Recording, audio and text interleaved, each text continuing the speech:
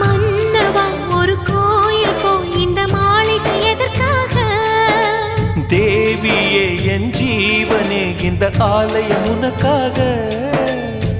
வானில் ஒரு புயல் மழை வந்தால் அழகே என்னை எங்கனம் காப்பாய். கண்ணே உன்னை என் கண்ணில் வைத்து இமைகள் எனும் கதவுகள் அடைப்பேன். சத்தியமாகுமா?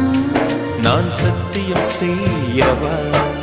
தொடு தொடுவெனவே வானவில் என்னை தூரத்தில் அழைக்கின்ற நேரம். Uva,